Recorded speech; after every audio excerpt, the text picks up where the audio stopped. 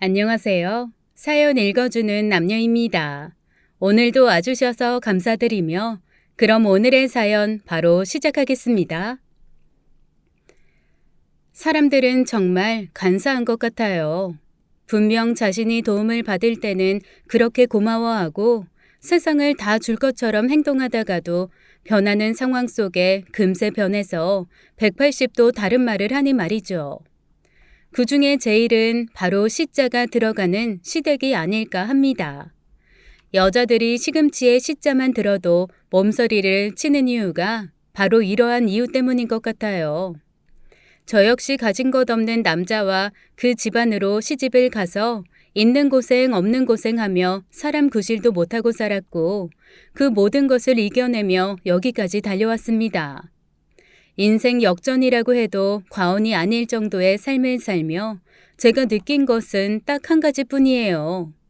시자가 들어가는 사람들은 절대로 믿지 말자. 그럼 제게 얼마나 황당하고 기막힌 일이 있었는지 지금껏 살아온 이야기들을 쭉 읊어보겠습니다. 세상에서 가장 착하고 바보 같은 남자라고 하면 그게 바로 제 남편일 거예요. 그 정도로 다른 사람들한테는 싫은 소리 한 번을 못하고 늘 그저 허허 웃으며 양보해주는 사람이죠. 욕을 해도 그러려니 하고 심지어 부인인 제 험담을 들어도 허허거리며 웃기만 할 뿐 아무 대응도 할 줄 모르는 그야말로 바보 천치 같은 사람이랍니다. 그 사람과 살면서 몇천 번쯤은 가슴에서 천불이 나서 미칠 것 같았지만 그런 모든 것들 다 이겨내고 버티려고 한 데에는 몇 가지의 이유가 있었어요. 첫 번째로는 아이들이었고 두 번째는 남편과 함께 작성한 계약서 때문이었습니다. 자식들에게는 부모가 온전하지 않은 가정은 죽어도 만들기 싫었던 저인지라 끝끝내 참기로 했고 계약서는 하도 제가 힘들게 고생을 해서 나중에 잘 되면 꼭 인정을 받고 싶어 받아놓은 것이에요. 남편은 바깥에서는 정말 착한 사람이었지만 그렇다 보니 제게 집안에서 해주는 것이라고는 아무것도 없었습니다. 오히려 그런 남편이 밖에서 저지르고 온 일을 해결하느라 저는 하루에도 수십 통의 전화를 돌리고 복장이 터져서 미쳐버릴 것 같은 적이 한두 번이 아니었죠. 하루는 뜬금없이 돈 300만 원을 내놓으라고 남편이 말했습니다. 저기 여보, 300만 원만 줘봐. 내가 급한 일이 생겨서 그래. 뭐? 300만 원? 당신 월급도 제대로 못 주면서 무슨 300만 원 같은 소리를 하냐? 온전하게 월급 줘도 300은커녕 200도 안 되는 사람이. 아이, 그건 아는데 300만 원 쓸 데가 있어서 그래. 내가 괜히 달라고 하겠어? 그럴 이유가 있으니까 그렇지. 지금 애들 학원도 못 보내고 있으니까 쓸데없는 소리 하지도 말어. 이 인간아. 아니야, 꼭 줘야 돼. 나 벌써 그거 다른 사람한테 빌려서 줬단 말이야. 내일까지 안 갚으면 큰일 난다고. 뭐라고? 그게 무슨 소리야? 다른 사람한테 돈을 빌려서 누구를 줘? 내일? 이게 다 무슨 소리야? 답답한 남편은 자기 수중에 돈이 한 푼도 없어서 남한테라도 돈을 빌려서 다른 사람한테 줬다고 했습니다. 그 당시 아이들 학원도 못 보내고 정말 힘들게 살 때였는지라 돈 1,000원을 아낀다고 아이들 먹고 싶다는 분식도 제대로 못 사줬는데 말이죠. 하도 황당해서 순간 아무 말도 하지 않고 가만히 남편을 노려보고 있으니 남편은 점점 표정이 굳으면서 다리를 동동 구르기 시작했습니다. 나 그거 못 갚으면 집 넘기기로 했어. 그러니까 안 돼. 우리 내일부터 다른 데 나가서 살아야 된다고. 그게 다 무슨 소리냐고, 이 답답한 놈아. 너 정말 한두 번도 아니고 집안 말아먹으려고 작정했어? 어? 아이, 그럼 어떡해. 힘들다고 하는데. 친한 형이라서 모른 척 할 수도 없단 말이야. 더 이상 아무 말도 할 수가 없어 한숨이 팍팍 나오더군요. 우물쭈물하면서 제대로 대답도 못하는 남편의 얼굴을 보니 뺨이라도 한 대 시원하게 갈겨주고 싶었지만 그 당시 단칸방에 살고 있어서 아이들이 볼까봐 차마 그럴 수는 없었습니다. 그렇게 어영부영 다음 날이 되어버렸고 정말 누군가가 저희 집에 찾아와서 협박 같은 말로 무섭게 말을 하더군요. 돈 내놔요. 이 집 아저씨가 빌려간 돈 당장 안 내놓으면 우리 정말 가만히 안 있어. 어제부터 전화도 피하더니 이제는 아예 가족들 버리고 도망이라도 간 거야? 뭐요? 당신들 누구예요? 누구길래 그런 말을 하는 거예요? 당장 돌아가세요. 당장! 내가 왜 당장 돌아가요? 당신네 집 계약서가 나한테 있는데 월세 집이라 뭐 대단한 건 없어도 보증금에서 300뺄 돈은 있으니까 이거 내가 가져가야겠어요. 이 집 아저씨가 그동안 아무 말 안 해요? 벌써 2번이나 기한 연장시켜준 건데. 남편의 황당한 이야기보다 낯선 남자의 방문에 더욱 놀란 저는 그 사람을 통해 자초지종을 듣게 되었고 결국 사채업자를 통해서 돈을 빌린 사실까지 알게 되었습니다. 남편이 받는 쥐꼬리만한 월급에 공장 사정이 좋지 않아 그것도 몇 달째 제대로 월급도 들어오지 않았는데 어째서 그런 용기가 났는지 도무지 이해가 되지 않더군요. 저는 그때부터 미친 듯이 살 길을 강구해야 했습니다. 당장 어린 2 자식들을 데리고 어디로 가야 할지가 너무나 막막했거든요. 그나마 좋은 집주인 만나서 몇 년째 월세 보증금도 올리지 않으셔서 이 집에서 버틸 수 있는 힘이었는데 그것조차 없어져 버리면 저희는 어떻게 할 수 있는 길이 없었죠. 주변에 마땅히 돈으로 도움받을 사람이 없자 전 시어머니에게 전화를 걸어 사정사정을 했습니다. 하지만 시어머니의 반응은 생각보다 정말 많이 냉정했어요. 특히 돈 문제에 관해서는 그 누구보다 철두철미하고 있어도 빌려줄 수 없다는 입장을 고수하셨습니다. 어이구, 내가 그만한 돈이 어딨니? 난 있어도 돈 거래는 안 한다. 그리고 너는 살림을 몇 년을 했는데 그만한 돈도 없냐? 응? 씀씀이가 해픈 거 아니야? 어머님, 무슨 말씀이세요? 제가 결혼하면서 시아버님 편찮으실 때 드린 돈이 얼만데요. 5년 전쯤에도 아가씨 결혼할 때 그동안 모아둔 거 싸그리 다 드렸고 또 그러게 누가 달라고 했니? 그거 네가 좋아서 줘놓고 이제 와서 왜 딴 말을 해? 사람이 한 입으로 2 말하면 안 되는 거지? 어머님, 저는 가족이라고 생각하고 가족이 어려운 상황이니까 도움드리려고 한 건데 그러게 누가 달라고 했느냐고. 난 그 말이야. 누가 달라고 한 적도 없는데 너 혼자 줘놓고서 왜 이제 와서 서운하네 뭐하네 하는 거냐? 우리 아들 뼈 빠지게 돈 번 거 여지껏 어디다 쓰고 돈 300이 없어? 응? 어머님, 저 정말 서운해요. 그렇게 말씀하시면 안 되죠. 눈물로 호소를 해보았지만 시어머니는 전혀 꿈쩍도 하지 않았고 오히려 자신의 입장만 내세우셨어요. 아주 기가 막힐 노릇이었습니다. 제가 여태껏 시댁을 위해서 했던 행동들을 보면 진짜 아낌없이 다 퍼줬는데 말이죠.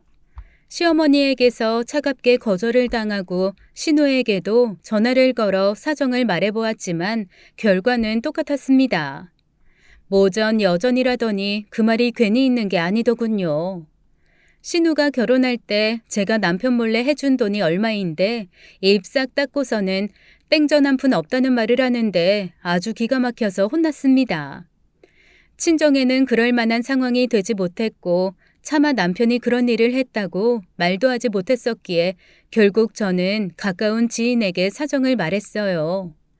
보험 일을 하는 친한 언니였는데 사정을 다 말하고 나니 괜히 눈물까지 났습니다. 아가씨 때부터 친하게 지내던 언니인지라 누구보다 제 남편, 제 시댁에 대해서 잘 알고 있었고 바로 계좌번호를 알려달라고 말을 해서 제 마음이 눈 녹듯 녹아내린 것 같았어요. 우리 미정이 진짜 착하고 성실한데 어쩌다 그런 남편을 만났어. 아휴, 걱정 마. 언니가 바로 통장으로 보내줄 테니까. 그리고 앞으로 다시 한번 이런 일이 생길 경우에는 어떻게 한다고 각서 같은 것도 써놔봐. 언니, 정말 고마워요. 시어머니랑 시누이도 모른 척하는데 언니가 저희 가족 구해주셨어요. 그러게요. 어쩌다 이렇게 남편 복이 없어서 이런 꼴을 당하는지 원. 그러니까 각서 같은 거 한번 써봐봐. 한번 매운맛을 봐야 정신 차리지. 자기 남편 밖에서는 그렇게 착하다 좋다 해도 집안에서 이렇게 하면 문제 있는 거잖아. 각서 딱 써놓고 말 안 들으면 내 쫓아버리던지 해. 이 언니는 몇 년 전에 이혼을 하고 혼자 사는 언니였어요. 그래서 그런지 제가 생각하는 가족관하고는 조금 차원이 달랐고 뭐든지 가족끼리도 문서화를 시켜서 정확하게 철두철미하게 하는 것을 권유했습니다. 각서를 써놓고 공증도 받아서 남편이 또 그런 행동을 할 시에는 이혼을 하던가 재산을 다 가져오는 방법을 쓰라고 얘기는 들었는데 막상 해보려고 생각하니 말이 안 되는 것 같기도 했어요. 아무리 그래도 가족끼리 이건 좀 너무하다고 그 당시에는 느꼈었죠. 특히나 제 남편에게 빼앗아 올 재산이라도 있으면 덜하겠는데 그런 것도 하나도 없는 상태에서 뭐하러 그런 짓까지 하겠나 싶었습니다. 저희 부모님도 극심한 다툼 끝에 아버지가 일방적으로 집을 나가셨기 때문에 저는 온전하게 부부가 함께 아이들을 양육하는 것에 중심을 두고 생각했거든요. 부랴부랴 그 언니에게 300만 원을 빌려서 급한 불을 끌 수 있었습니다. 그렇게 저는 저희 가족의 월세방을 지켰어요. 비좁아도 아이들이 먹고 잘 수 있는 따뜻한 방을 지켜냈죠. 이쯤 되면 남편이 진심으로 미안함을 알고 제게 용서를 구했어야 했는데 남편은 그러지 않았습니다. 오히려 이날 이후로 제게 어떤 능력이라도 있는 듯이 더 황당한 행동들을 하기도 했었어요. 또 한 번은 고급 술집에 가서 술값을 200만 원 가까이 긁었죠. 단란주점 같은 그런 곳인데 양주를 먹고 여자들을 불러서 함께 놀았는지 어마어마한 금액이 나오고 말았습니다. 카드에 찍힌 금액을 보고는 거의 기절하기 일보 직전으로 너무 놀라서 남편에게 전화를 걸었는데 술에 잔뜩 취한 남편이 주변 사람들의 말에 휘말려 전화를 받더군요. 아이고, 우리 능력자 마누라십니까? 아이, 모든 말만 하면 다 나오는 마누라님. 오늘 제가 기분이 좋아서요. 형들 동생들에게 한턱 크게 쐈습니다. 이 정도는 우리 마누라님이 갚을 수 있죠. 당신 미쳤어? 정말 미친 거야? 당장 카드 취소해. 당장! 능력도 없는 당신이 뭔데 이런 돈을 긁어? 나는 능력이 없지만 능력 좋은 우리 마누라님 만났지 않습니까? 마누라님, 사랑합니다. 술에 취해 저를 능력 좋은 마누라님이라 칭하던 남편은 그 말을 끝으로 전화를 끊어버렸고 다음 날이 되어서야 집에 들어왔습니다. 이런 남자가 뭐가 좋다고 저는 끝까지 남편을 놓지 못하고 계속 버텨갔는지 모르겠어요. 밖에서나 착하고 세상 좋은 사람이지 집에서는 바보, 아니 너무나도 못되고 이기적인 사람이나 마찬가지였는데 말이죠. 남편이 이렇게 사고를 칠 때마다 뒷수습을 해야 하는 것은 저였습니다. 제게 장황한 설명을 하고 전화를 끊은 후 다음 날이 되어서 들어온 남편은 아무 말도 하지 못하고 제 앞에서 쭈뼛쭈뼛거리고 있었죠. 저기 여보, 어제는 말이야. 내가 무슨 정신으로 그랬는지 잘 모르겠어. 그게 너무 기분이 좋아서. 아무리 기분이 좋아도 그렇지. 당신이 지금 우리 집 사정 뻔히 알면서 이럴 수가 있어? 생각이 있는 사람이야 도대체? 네가 무슨 돈 1,000만 원씩 갖다 주면서 이러는 거면 내가 말을 안 해. 한 달에 꼴랑 월급 200만 원 조금 넘는 놈이 그런 술집에 왜 가서 카드를 긁니? 어? 그러게 말이야. 내가 죄인이지 뭐. 잘못했어 정말. 미안해 여보. 됐고 긴 말할 거 없어. 당장 카드 취소해. 어제 모인 사람들한테 연락해서 다 같이 나눠서 내자고 얘기해. 못해? 그럼 내가 할 테니까 전화번호만 줘 얼른. 어떻게 그래. 내가 기분 좋아서 낸다고 하고 마신 건데. 나 그렇게 거짓말하는 사람 되고 싶지 않단 말이야. 나 못해. 그건 절대로 못한다고 여보. 나 이번 한 번만 봐주라. 응? 제발 이번 한 번만. 당신 저번에도 그 보험하는 언니한테 돈 해달라고 했잖아. 이번 한 번만 어떻게 좀 안 될까? 남편은 이번에도 제게 은근히 미루었죠. 저는 머리끝까지 화가 나서 그 후로 약 한 달가량 말도 하지 않았고 남편의 카드값도 해결해 주지 않았습니다. 남편은 당연히 카드가 끊겨버렸고 하루에도 카드사에서 연체 독촉 전화가 엄청 오기 시작했나 봐요. 제게 몇 번이나 부탁을 했지만 저는 들은 채도 하지 않았고 결국 시어머니까지 이 사실을 알게 되었죠. 저희 시어머니로 말씀드릴 것 같으면 자기가 어렵고 힘들 때는 간이고 쓸개고 다 빼줄 사람처럼 행동하다가 조금만 불리한 상황이 오면 홀랑 발뺌을 하는 기회주의자 같으신 분이랍니다. 저희 집안 사정 어려운 것 뻔히 알면서도 단 한 번을 도와주려고 하지 않으셨었죠. 그래놓고 어찌나 자기 자식에 대한 사랑은 깊으신지 결혼 생활 내내 저를 힘들게 했었습니다. 시어머니는 화가 단단히 나서 집으로 찾아오셨고 아이들도 다 있는 앞에서 제게 막말을 쏟아내셨어요. 너 인연, 이게 아주 친남편 밖에서 개망신 시키려고 작정을 했구만. 작정을 했어. 마음에 드는 구석 하나 없어도 내가 며느리로 받아줬으면 남편 하늘같이 알고 잘해줘야지. 어떻게 이러니? 어머님, 무슨 말씀을 그렇게 하세요. 제가 결혼해서 어머님이랑 아가씨 도와준 게 얼만데요.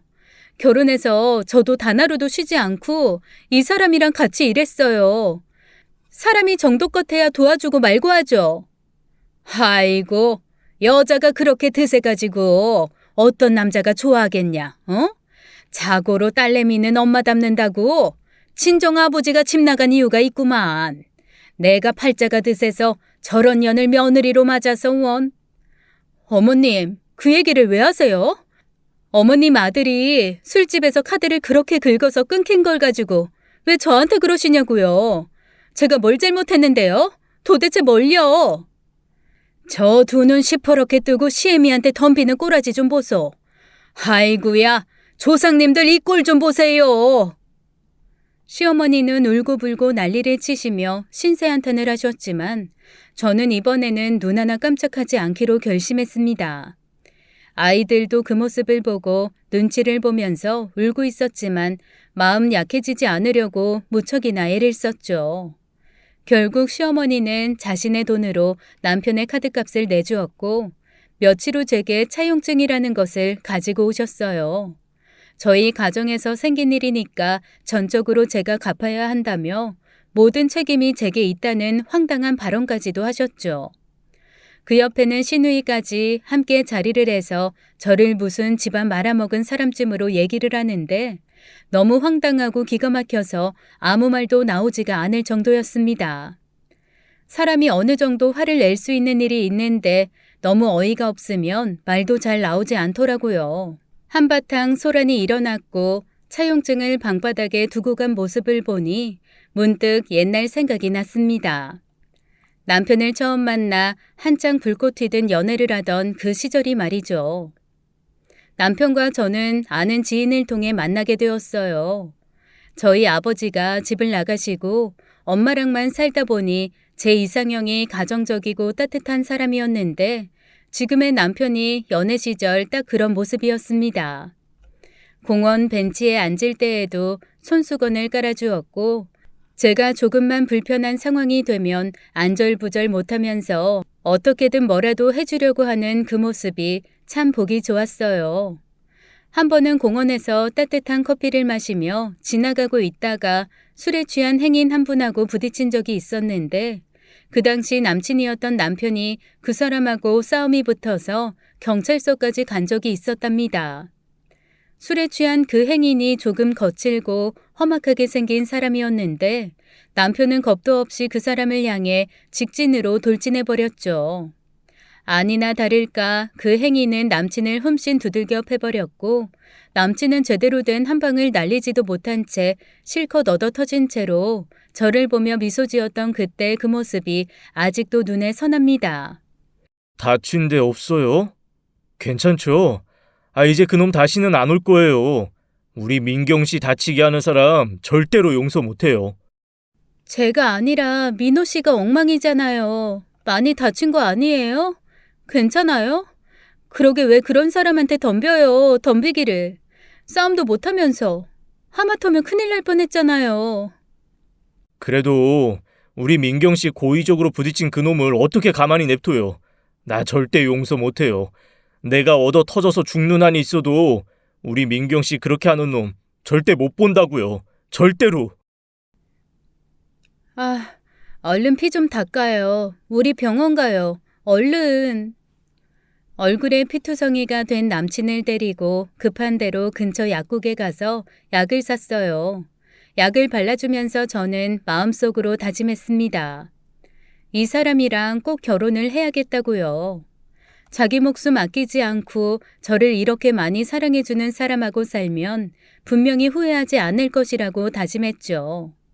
그 후로 저희는 1년 가까이 죽고 못 살 정도로 깊은 사랑을 했고 결혼을 결심했습니다.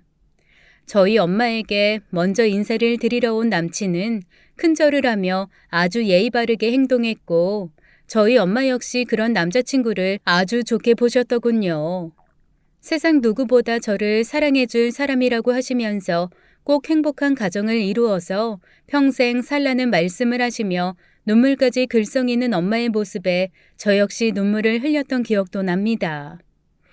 그리고 나서 시댁과에 처음 인사를 드리러 간 자리에서 저는 조금 놀랐었어요. 제가 생각했던 남자친구의 가족 모습과는 달랐었기 때문이죠.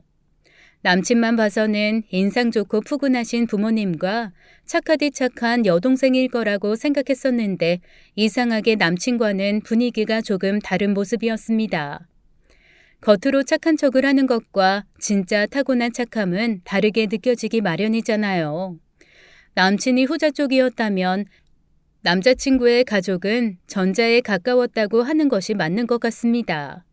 제게 이것저것 꼬치꼬치 물으며 은근히 저희 부모님이 다 계시지 않는다는 것과 집안 형편이 조금 어렵다는 것에 신경을 쓰는 것 같은 모습에 저도 살짝 실망을 했었죠. 그렇다고 남친 집이 막 잘 사는 것도 아니었고 오래되고 작은 집이었으니 더더욱 그러했던 것 같아요. 아버지하고는 왜 같이 안 살아요? 자고로 온전한 가정에서 자란 여자를 만나라는 옛말이 있는데 내가 어떤 가정인지는 알고 아가씨를 받아줘야 할 것 같아서 말이에요. 뭐 무슨 문제라도 있는 거예요? 네?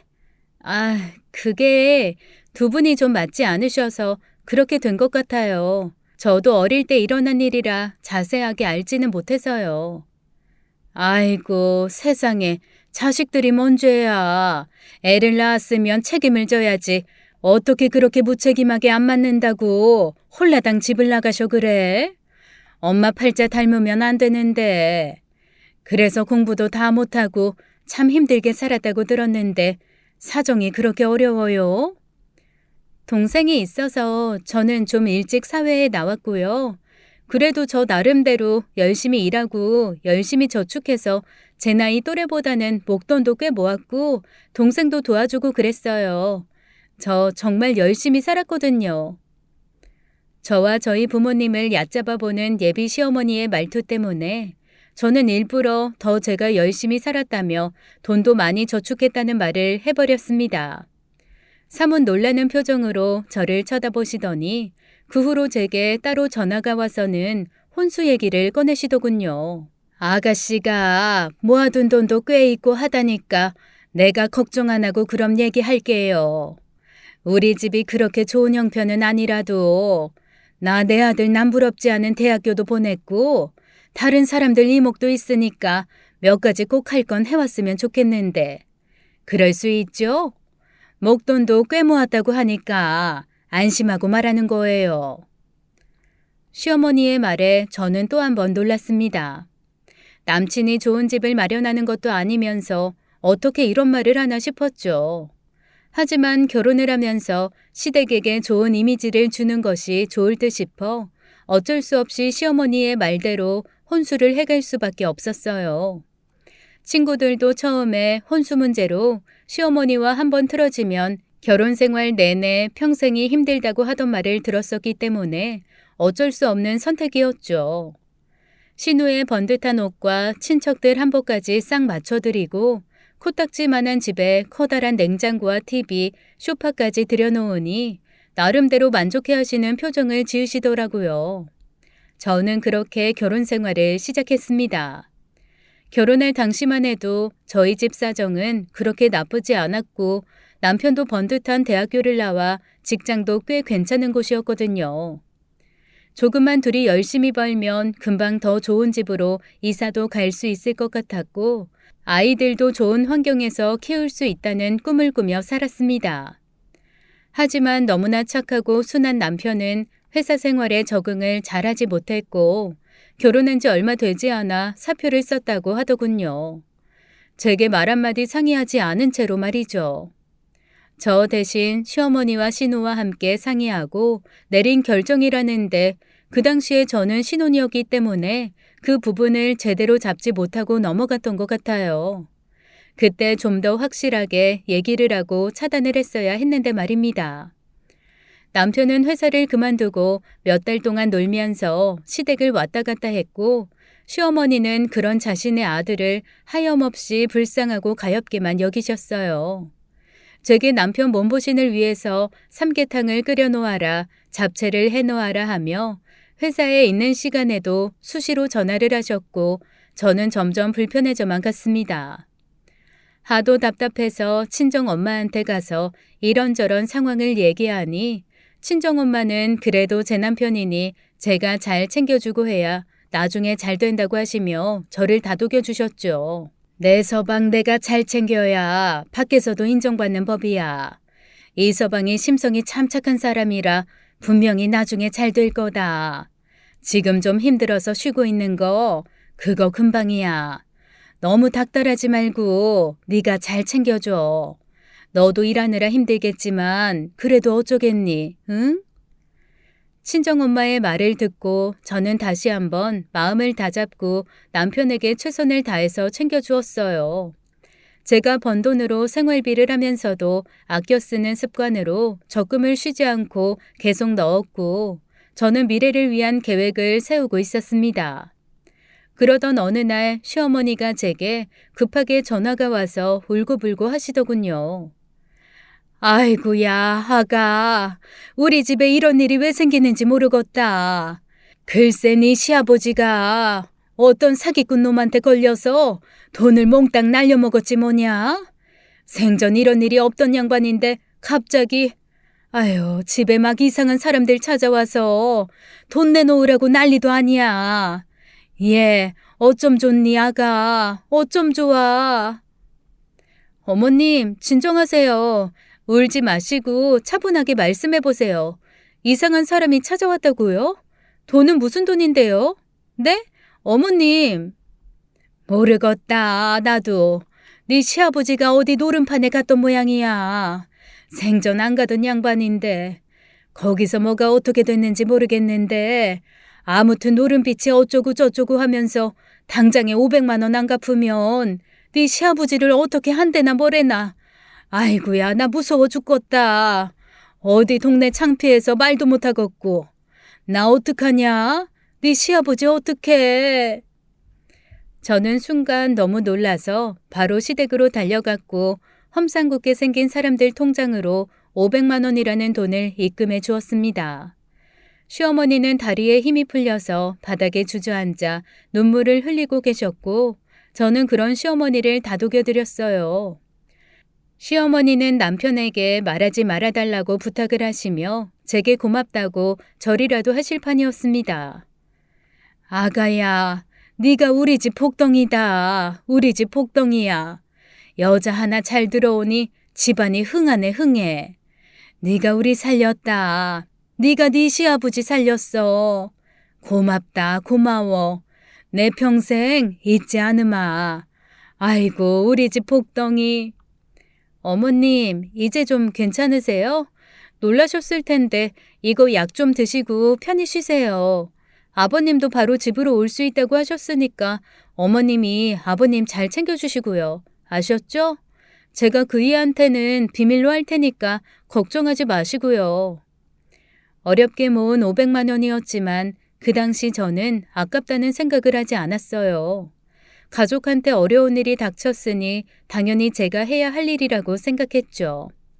시어머니와 시아버지가 너무 좋아하는 모습을 보니 저도 마음이 편했고, 무엇보다 제가 이 집안에서 인정을 받고 있다고 생각하니 기분이 좋더라고요. 그 후로 한동안 시어머니는 제게 참 잘해주셨습니다. 반찬도 집에 가지고 오셨고, 말끝마다 아가 하시면서 제게 먹고 싶은 것이 있느냐고 자주 묻기도 하셨죠. 얼마 후 저는 임신을 해서 아이를 출산하게 되었고, 제가 회사를 쉬어서 어쩔 수 없이 남편은 작은 공장으로 취직을 하게 되었어요. 남편은 공장에서 처음 일을 하는 것이었고 월급도 많지 않았지만 그래도 아이가 생겨 감사하다며 하루하루를 행복하게 살아간다고 말했습니다. 저 또한 그런 남편과 함께 하는 것이 즐겁고 행복했고요. 하지만 시간이 지나면서 남편은 점점 밖에 있는 사람들과의 관계에 더 치중하게 되었고, 그렇다 보니 가정에 관해서는 무관심해질 수밖에 없었습니다. 남편의 착한 심성을 알고 의도적으로 돈을 빌리러 접근하는 사람들도 있었고, 술자리에 일부러 남편을 불러 계산을 하게 하는 사람들도 있었어요. 저는 워낙에 사회생활을 일찍 시작하고 돈을 모으며 그런 일들에 대해서 잘 알고 있었기에 남편에게 말을 했지만 남편은 제 말을 잘 듣지 않았습니다. 그저 사람들이 자신을 좋아해서 그런다는 바보 같은 생각을 하고 있었죠. 월급이 밀려도 사정이 있으니 그러려니 했고, 지인 중에 누가 돈을 빌려가서 안 갚아도 사정이 있다고 생각하는 바보 같은 모습을 보여서 저는 점점 실망을 하고 있었습니다. 그 사이 신우는 결혼을 준비했었는데 신우가 술을 마시고 저희 집에 찾아와 자신의 어려운 사정을 얘기하며 울고불고 난리도 아니었죠. 언니, 내가 그런 집에 시집 가느라 아주 등골이 빠지겠어. 잘난 남편 만나서 시집 가는 게 그렇게 잘못이야? 세상에 돈이 전부냐고. 내 친구들은 나 다 부러워하는데 아무도 내 마음 모를 거야. 밍크코트에 명품백까지 사오라고 하는데 나 정말 어떡해 언니? 나 결혼 못하는 거야? 아가씨, 왜 그런 말을 해? 그런 말 하지 마. 세상에 돈이 전부 아니야. 그러니까 용기 내. 알았지? 용기만 있으면 뭐해. 돈도 없는데. 나 같은 년이 그냥 결혼도 못하고 평생 혼자 늙어 죽어야 되나 봐. 이럴 바에는 수녀라도 될까 봐. 돈 없는 년은 결혼 못하는 거잖아. 얼마가 필요한데 그래. 어머님, 아버님 마음 아픈 소리 하지 말고 얼마가 필요해서 그래? 신우의 한탄에 결국 저는 돈 1,000만 원 가까운 돈을 대출까지 받아서 신우이에게 해주었습니다. 저도 동생을 학비대주며 살아왔기 때문에 손아래 동생이 이렇게 속상해하고 힘들어하는데 어떻게 모른 척할 수가 없겠더라고요. 남편의 모습에도 실망을 하긴 했지만 분명히 좋게 변할 것이라는 굳은 마음을 갖고 열심히 살아보자 마음먹었습니다. 그 후로 남편이 이런저런 일로 저를 힘들게 했고 그럴 때마다 시어머니와 신우에게 아무런 도움도 받지 못한 채 오히려 원망만 들었어도 아이들을 위해서 꿋꿋하게 잘 버텼어요. 그래도 남편에게 가장 칭찬할 만한 점은 아이들을 끔찍히도 아낀다는 것이었습니다.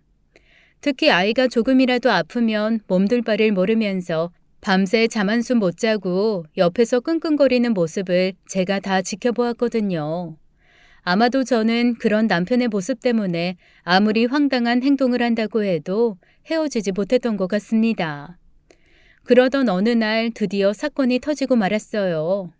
돈도 없고 남편도 변하지 않고 지내던 어느 날 남편에게 누군가 접근을 해왔습니다. 시어머니도 잘 아는 지인의 딸이었는데 부자와 결혼을 했다가 이혼을 해서 위자료를 꽤 받았다고 하더군요. 뭔가 남편의 행동이 변했다는 느낌을 받았다가 저는 미행을 통해 남편의 불륜 현장을 목격하게 되었습니다.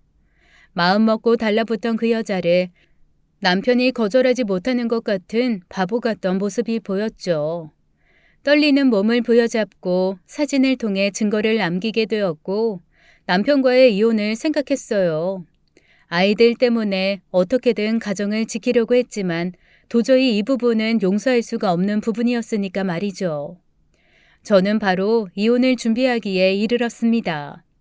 그리고 남편과 시어머니, 그리고 신우까지 철저하게 무너뜨리고 싶었어요. 그때의 마음은 정말 세상 모든 나쁜 일들이 시댁에 일어나기만을 바랬는지도 모르겠습니다. 며칠 친정에 다녀온 후 이혼 소장을 적어서 남편에게 주었더니 남편은 화들짝 놀라더니 바로 무릎을 꿇고 빌기 시작했어요. 그리고 자신은 아무 일도 없었다면서 그날 모텔로 들어갔다가 잠시 후 잘못을 알고 다시 나왔다고 했죠. 더욱 황당했던 것은 시어머니가 이 사실을 알고 오히려 남편과 그 여자 둘 사이를 응원했다는 말도 했습니다. 나 정말 미친놈이야. 진짜 미쳤었나 봐, 여보. 나 진짜 당신하고 우리 애들 없이는 못 살아. 알잖아, 당신도. 우리 엄마가 하도 그냥 걔가 돈이 많다고 위자료 그거 많다고 하면서 좀 어떻게 해보면 안 되겠냐고 해서 나도 모르게 잠깐 정신이 나갔었나 봐. 뭐? 그걸 지금 말이라고 해? 아니, 당신 어머님이라는 사람은 사람 맞아? 어떻게, 아니, 어떻게 그럴 수가 있는 거야? 사람의 탈을 쓰고. 감히 어떻게? 내가 시집 와서 어떻게 했는데? 알아, 여보. 나 당신이 우리 아버지 노름빚 갚아주고 내 동생 시집 자금 빌려준 거 다 알고 내가 얼마나 면목이 없었는지 몰라. 나 앞으로 잘할게. 진짜 잘할게. 당신 말이라면 다 듣고 다른 사람들 말 안 들을게. 정말이야. 제발 한 번만 봐주라. 제발 한 번만. 너 나랑 진짜 살고 싶어? 우리 애들 데리고 같이 살고 싶냐고. 그럼 앞으로 니네 집이랑 인연 끊어. 내가 하자는 대로 계약서도 쓰고 그리고 공장도 때려치우고 기술 배워. 앞으로 우리 가족 먹여 살릴 기술 배우라고. 내가 하자는 대로 다 할 거면 살고 아닐 거면 지금 당장 때려쳐. 대먹지도 못한 시어머니의 행동에 화가 잔뜩 난 저는 남편에게 시댁과의 모든 인연을 끊으라고 말했습니다. 그리고 그렇지 않는다면 당장에 이혼을 한다고 했고요. 남편은 뒤늦게 시어머니와 신우에게 제가 해준 행동에 대해 알게 되고 진심으로 뉘우치며 저와 약속을 했습니다. 저는 그 다음 날 보험을 하는 친한 언니의 도움을 받아 변호사를 소개받았고 일종의 계약서를 작성했어요. 남편과 이혼을 전제로 하는 계약서였으며 시댁과의 일체 관계에 대해 언급하지 않아야 하며 다른 사람들과의 동관계 그리고 여자 문제에 관련된 내용까지 모두 다 적혀 있었죠. 그러자 제가 하자는 대로 하지 않을 시에는 양육권과 얼마 되지 않는 집재산 전부를 제게 다 일임한다는 내용까지도 꼼꼼하게 적어두었습니다. 남편은 천성이 너무나도 착한 사람이라는 것을 알기에 이번 약속은 꼭 지킬 것이라는 믿음이 있었기에 저도 가능했던 것 같아요. 얼마 후 저는 보험하는 언니의 도움으로 세차 기술을 배울 수 있는 일자리를 남편에게 소개시켜 주었습니다. 딱히 다른 기술도 없고 현재 다니는 공장도 부도의 위기에 있었기에 미래를 기대할 수 있는 것이 아무것도 없었거든요. 세차 기술을 배워서 성실하게 일만 잘하면 요즘같이 자동차를 많이 타고 다니는 시대에는 분명히 도움이 될 것이라 믿었습니다. 남편을 그곳에 취직시키고 저는 일부러 일을 하지 않았어요. 남편 모르게 파트타임으로 예전 회사에서 일을 계속하긴 했지만 남편이 제게 기댈까봐 일부러 퇴사를 했다고 거짓말까지 했습니다. 이것도 다 남편을 자립심 있고 강하게 변신시키려고 한 저의 굳은 의지였죠. 맨날 돈 없다, 쌀 없다, 앓는 소리를 했고 아이들을 시켜 학원에 다니고 싶다는 말도 매일같이 해댔습니다. 남편은 하루 종일 일을 하고 온몸이 힘든 상태였지만 그래도 자신이 한 말에 책임을 지려고 하는 듯 인상 한번 쓰지 않고 열심히 따라주었어요.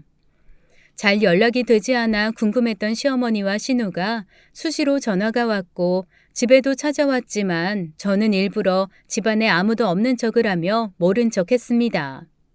남편과 계약서를 쓴 대로 시댁에 개입 없이 살아가고 싶었거든요. 이렇게라도 하지 않으면 저는 어떻게 살아갈 수가 있겠습니까? 지금 생각해도 상간녀와 남편이 잘 되기를 바라는 시어머니의 바람은 절대로 이해가 되지 않는 부분인데 말이죠. 저는 남편이 벌어다 준 돈을 차곡차곡 모아두었고 저도 파트타임으로 일하던 돈을 고스란히 모았습니다. 아이들에게 좋은 옷도 못 사주었고 유행하는 학용품도 사주지 못했지만 돈 모으는 재미는 쏠쏠했어요.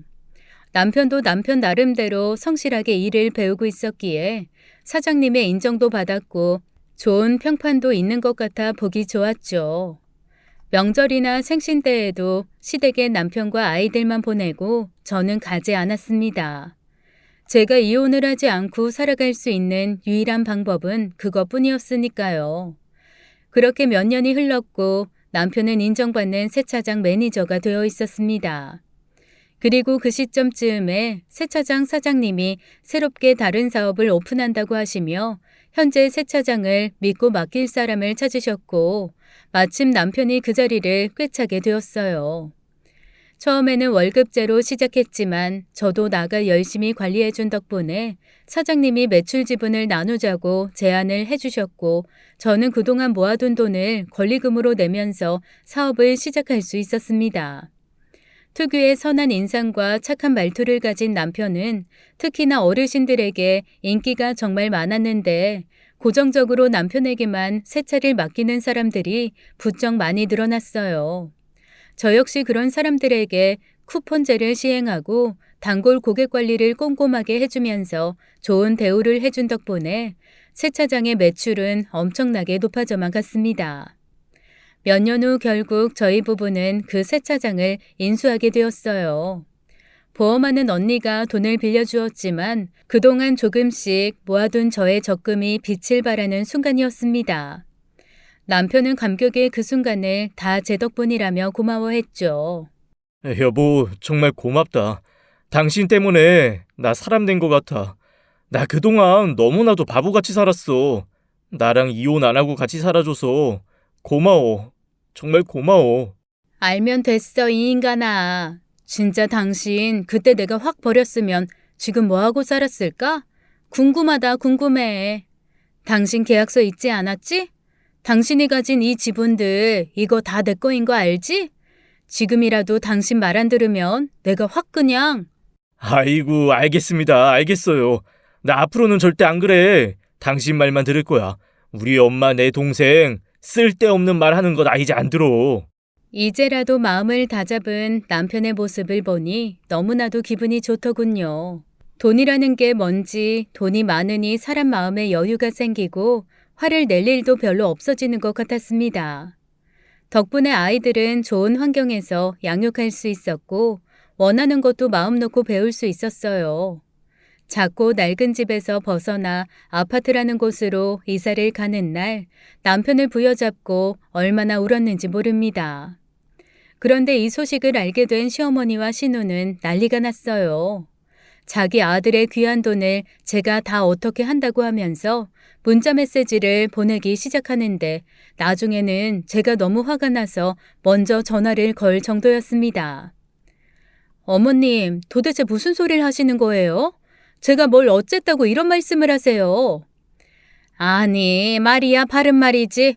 내 아들이 미친 듯이 쎄빠지게 세차장에서 남의 차 닦으며 일해서 읽은 걸 왜 네가 누리고 난리냐?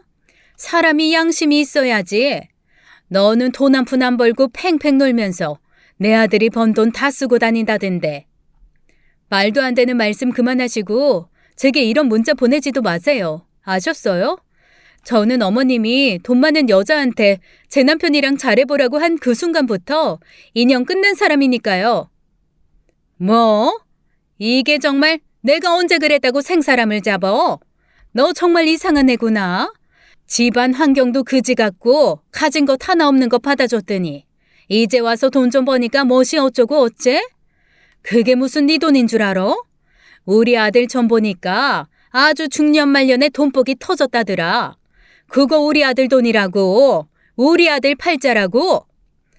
시어머니의 억지에 저는 바로 전화를 끊어버리고 말았습니다. 애초에 전화를 거는 것이 아니었는데 하도 문자를 많이 보내는 통에 저도 모르게 전화를 걸어버린 것이었어요. 그게 화근이 되었지 뭐예요. 전화를 끊고 세차장에 나가 일을 하고 저녁에 들어와 보니 이번에는 시어머니와 신우가 집에 와 있었습니다. 제가 없는 틈에 아이들에게 집 주소를 물어봐 집으로 들어와 소파에 떡하니 앉아서 배달 음식을 먹고 있더군요. 몇 년간 인연을 끊고 살아서 너무 황당한 순간이라 뭐라고 말도 안 나와 우두커니 서 있었더니 저를 보고 신우가 말을 했습니다. 어머, 언니, 살만한가 봐. 이 좋은 아파트에 소파에. 와, 사람은 정말 돈이 있고 봐야 돼. 그치, 엄마? 이제 돈 좀 번다고 시댁은 우스워요? 어떻게 된 며느리가 명절이고 시부모 생신 때고 코빼기도 안 비춰요? 애들이 뭘 보고 배우겠어요. 아가씨, 우리 애들 내가 인성교육만큼은 똑바로 교육시키고 있으니까 그런 말 하려거든 돌아가요. 우리 집 걱정 말고 아가씨네 철부지 아들 걱정이나 하라고요. 뭐? 얘가 전 말하는 본새 봐라. 아주 어디서 배워먹은 싸가지인지 모르겠네. 어쩌면 말을 저따위로 하지? 응? 돈 좀 만지니까 사람이 아주 우스워 보이지? 애지중지 아들 키워서 내 아들이 돈 벌었는데 죽 써서 개줬네 아주 그냥. 짜증나. 뭐가 어쩌고 어째요? 죽 써서 개를 줘요? 어머님, 사람이 할 말이 있고 못할 말이 있죠. 더 이상 어머님 같은 사람하고 대화할 필요도 없고요. 잠시만 기다려보세요. 제가 뭐 보여드릴 게 있으니까. 아이고, 그래. 뭘 보여줄란지 실컷 보여줘봐라. 내가 어디 눈 하나 깜짝하나? 세차장 이거 내 아들 거니까 넌 꿈도 꾸지 말어. 알았어? 저는 더 이상 시어머니 같은 사람하고는 대화할 가치를 느끼지 못했어요. 그리고 안방으로 들어가 남편과 썼던 계약서를 들고 나왔습니다.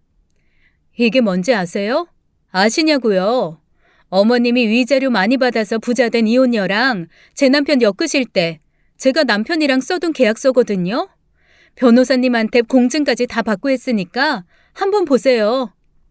저는 계약서를 시어머니와 신우 앞에 던져버렸습니다. 시어머니와 신우는 쌍욕을 퍼부으며 눈이 휘둥그레져서 계약서를 펼쳐보았죠. 계약서상에 쓰여있는 항목을 읽어보시더니 말도 안 된다며 개거품을 물으시더군요. 뭐?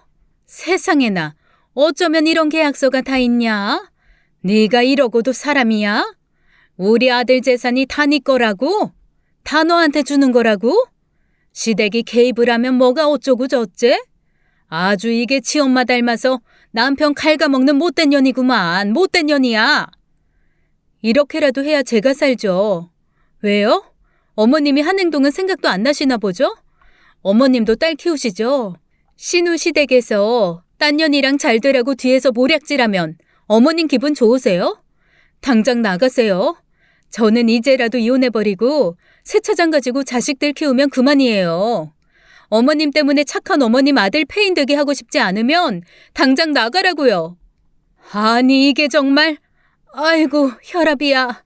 시어머니는 그 자리에서 뒷목을 잡으면서 소파로 털썩 주저앉아 괴거품을 물고 쓰러지는 신용까지 하셨어요.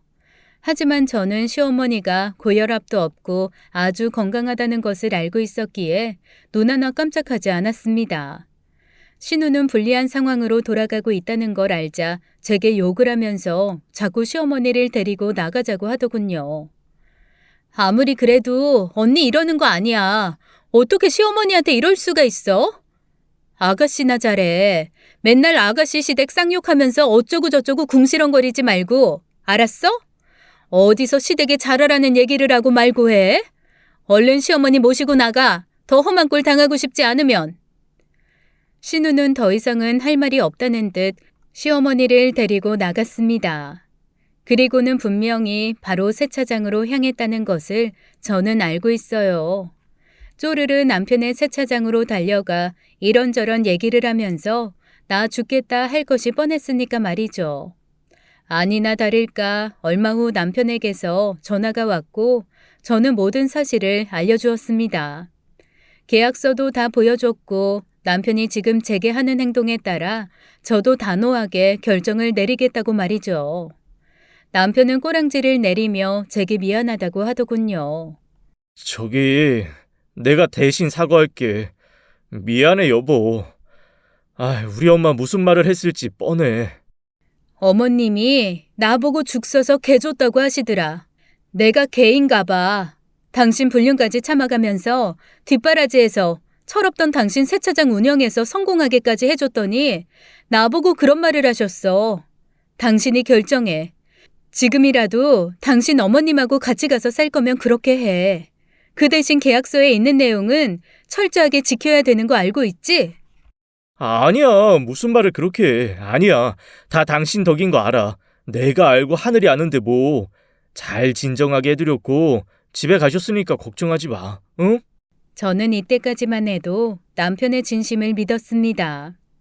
마음 잡고 이렇게까지 만들어준 것이 저인 줄 안다면 당연히 이래야 했으니까요. 언젠가는 한 번의 풍파가 지나갈 것이라고 생각했기에 저는 얼른 이 상황을 마무리 짓고 안정감을 찾으려고 무진장 애를 썼던 것 같습니다.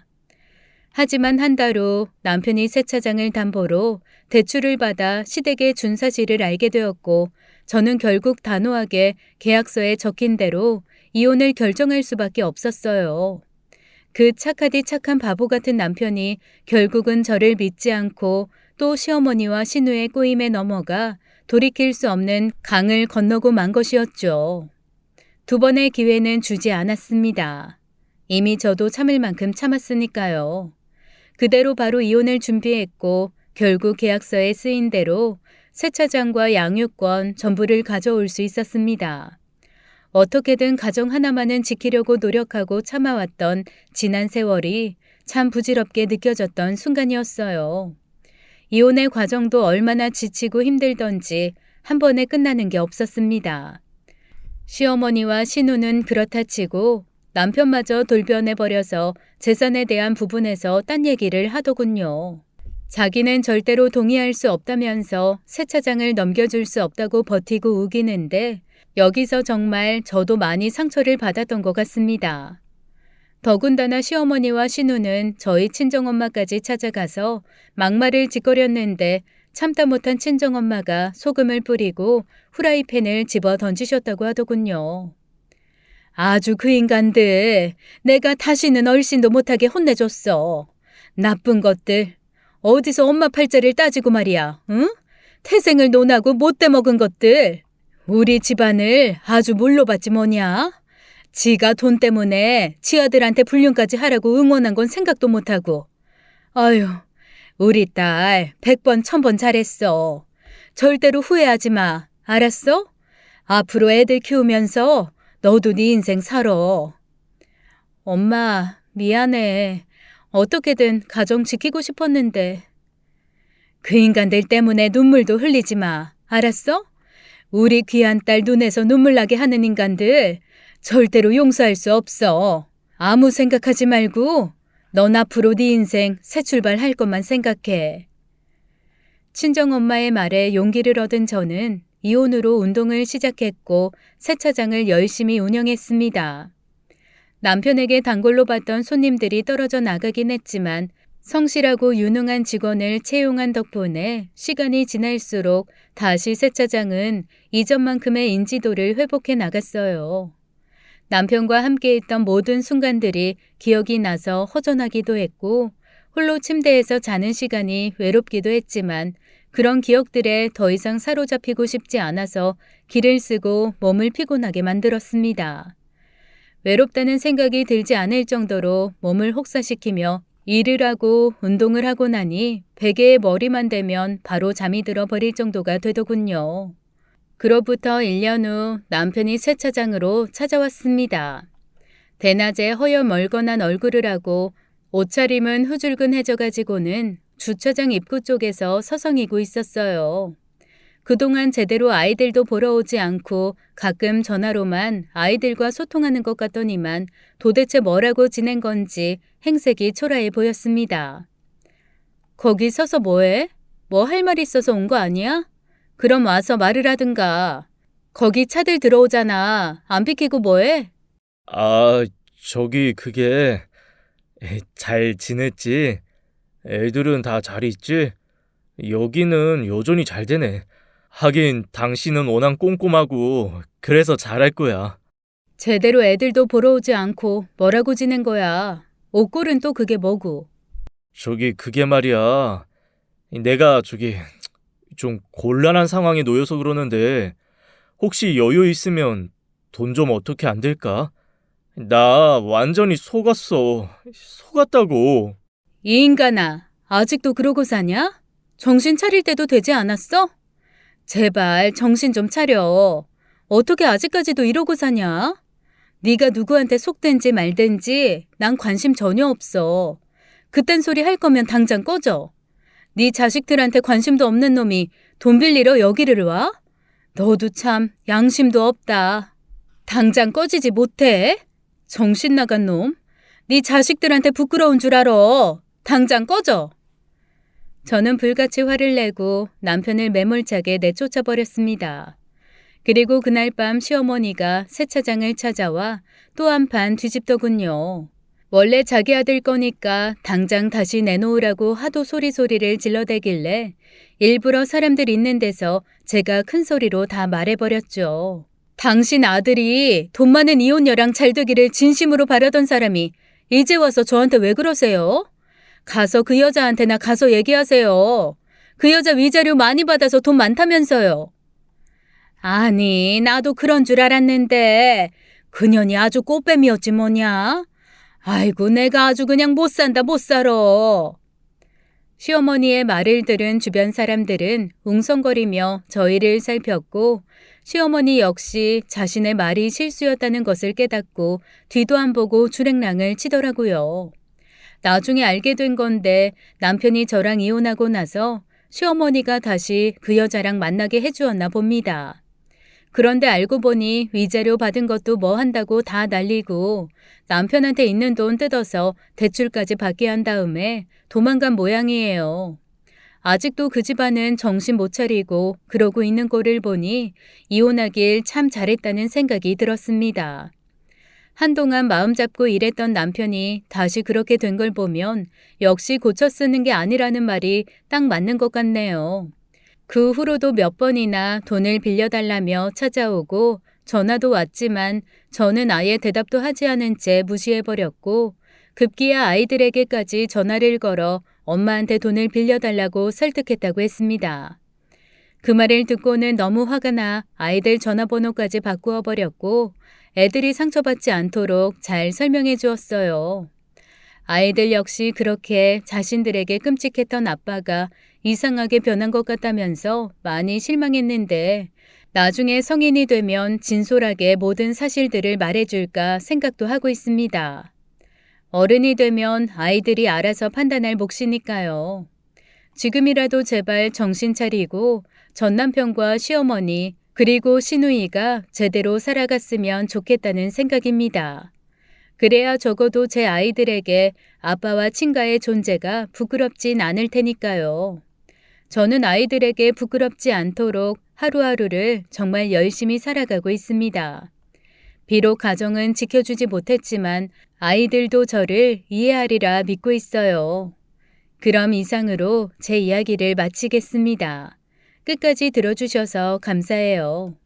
지금까지 사연 읽어주는 남녀였습니다. 끝까지 시청해주신 여러분 감사드리며 저희는 다음 사연으로 돌아올게요. 감사합니다.